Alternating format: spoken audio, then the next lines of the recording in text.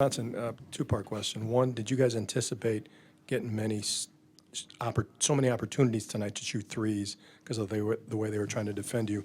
And are you back to being a little more aggressive, looking for your own shot, which you had talked about recently? Yeah, definitely the way they played us last year. They doubled Frank and Nigel in the post, so we knew we'd get some kick-out threes. And your second question, yeah, definitely I'm trying to be more aggressive and just trying to do whatever I can to help my team win.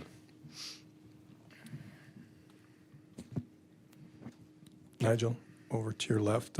Greg said he had a really brief conversation with you at halftime, something to the effect of, you're 1 for 7, you haven't taken a shot inside 17 feet, and you said, gotcha, I guess.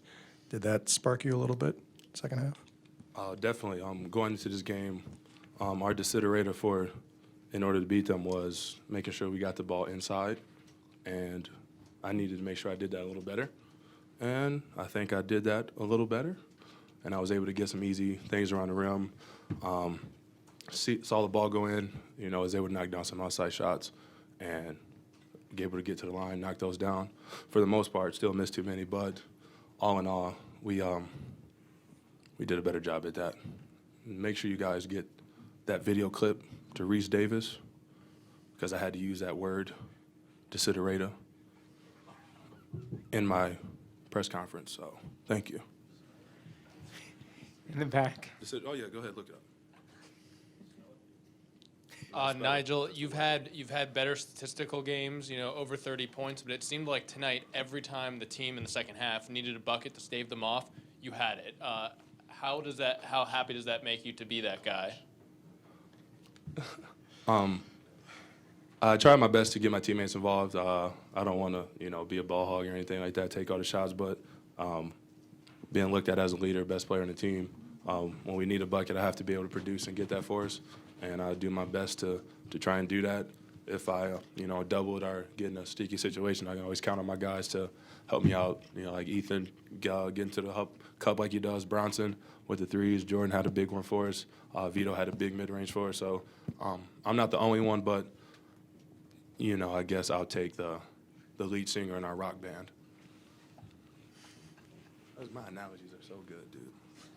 It's incredible. You could be on the drums. Girls like drummers. Bronson, back here. You beat Michigan State, Indiana, and now Ohio State. Teams ahead of you in the standings. What does it tell you guys that you're beating these teams now that maybe you weren't a little earlier in the regular season? It kind of tells us something we've known for forever now, is that we can play with anybody, not only in the conference but in the country. So we just got to keep getting better every day, keep doing what we're doing, and make every team play our style of basketball. We got to control the tempo every game, and we got to play harder than every team we play, which is something we've been saying every single game, especially after the loss to Northwestern. So, yeah.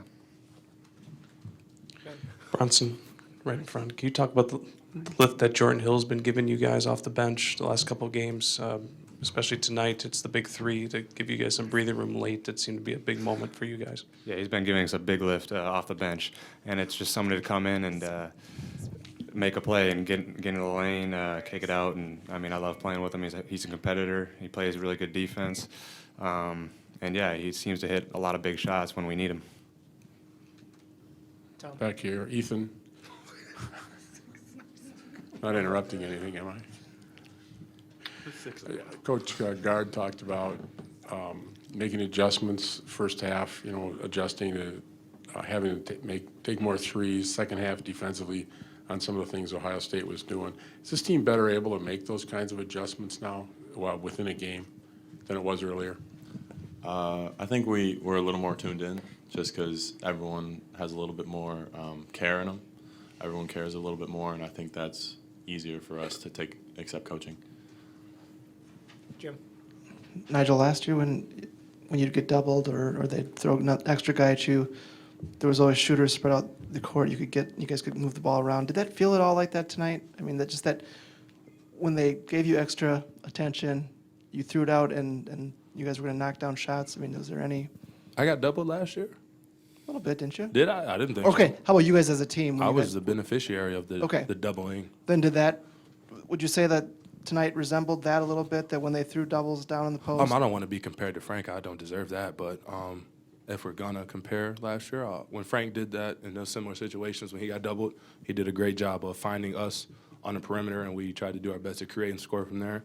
And similarly this year, that's been happening quite a bit, sometimes very overtly. And I think they tried to do that today. They had a lot of guys in the paint. They always send in an extra one, which is the reason why we shot so many threes. But a lot of them, again, were wide open threes, and we'll always take that. We believe in our shooters. We know that they can make shots. And I think Coach Gar said 13 for 27, so we'll always take that if they continue to double in the post. Anything else for over on the right? Nigel, I just wonder, as an Ohio guy, if this game means anything extra to you. And there was a point I looked at, you guys had 3 Ohio guys on the court, and they didn't have any. I just wonder if that means anything to you. What's your reaction is to that? No, I'm cool. I mean, they got the guys they wanted. I'll take my 2 Final Fours and my wins, and I'll carry on my merry way. Anything else for the players? Mic drop. Thank you, Nigel.